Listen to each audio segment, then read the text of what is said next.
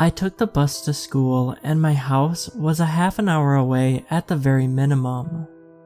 I tended to sit in the back as no one I knew too well was there with me on the bus. Jimmy lived close enough to walk back home, and Charlie was on a different bus route. They were my only close friends, so I was alone for the ride home. The other seats near mine were occupied by who I'd guess you'd call the cool kids, though I think I might have thought that about them just because they were a year ahead of me. They never bullied me. If anything, they were happy to ignore me, and I kind of preferred it that way. I sort of blended right into the bus seats. This was the age before electronics were widely available, so I'd spend the time looking out the window. Of course, we followed basically the same route every single day, so this got boring as you might imagine. I would try to make it a little more interesting. I imagined a figure following the bus as it drove. The figure would climb every tree and dodge any face on the way. When I got older, I found out that this wasn't something only I did, but by then I no longer relied on that tactic as it was. I had moved to a different school where I could easily walk, and I never had a habit of seeing the figure while I was anywhere other than a school bus. It's been over 2 decades since that time, and it would have remained as nothing more than a fond memory. That is, until this past week. I thought I was just seeing things, but while I was driving to work, I caught something in the rearview mirror. It was just a flash of total blackness, so for a moment I thought it was just a cloud blocking the sun or something. But it kept happening, and the thing was, it wasn't exactly very clear as to what it was. I could just make it out of the corner of my eye. I couldn't see it directly, however, unless I stopped driving. I had convinced myself that it was a trick of the light, so I didn't bother with it initially. I went about my job as usual and didn't notice the strange shadow this time while driving home. However, that was probably just because I was distracted and eager to go home. The next day, the same thing happened. I was beginning to think that there was something wrong with my mirror of all things. The day after, I noticed it more clearly. There was a shadow, a shape, running just beside my car.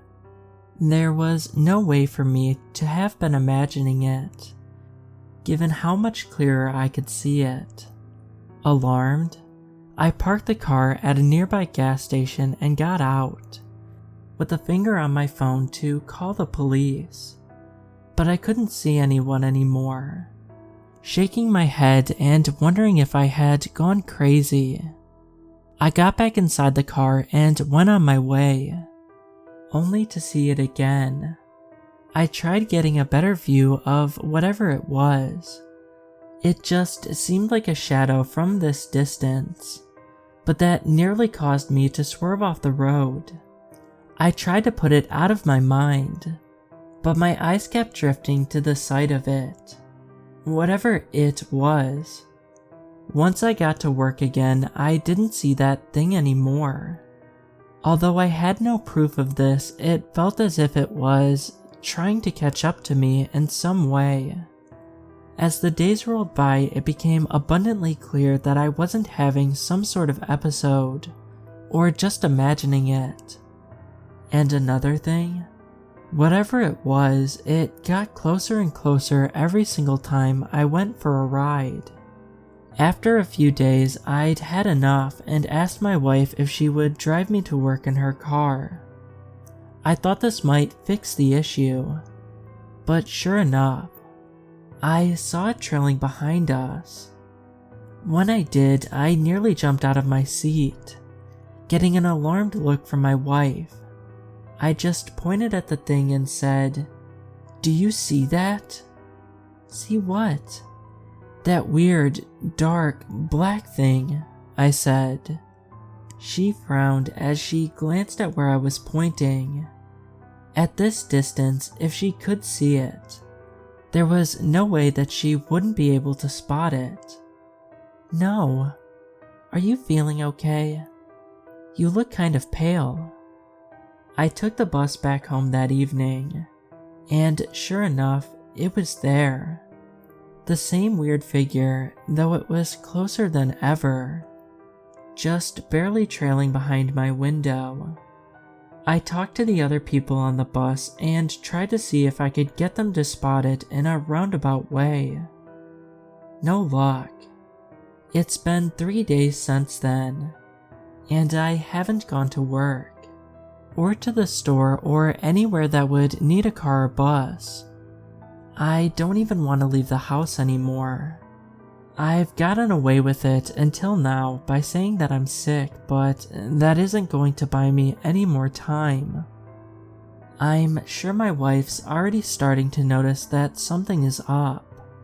What frightens me is that the last time I saw it, while I was on that bus, it was close enough for me to make out something resembling a face.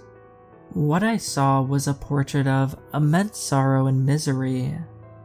I know this sounds crazy, but I think in some way, that thing is angry at me. Angry that it's being forced to chase after me.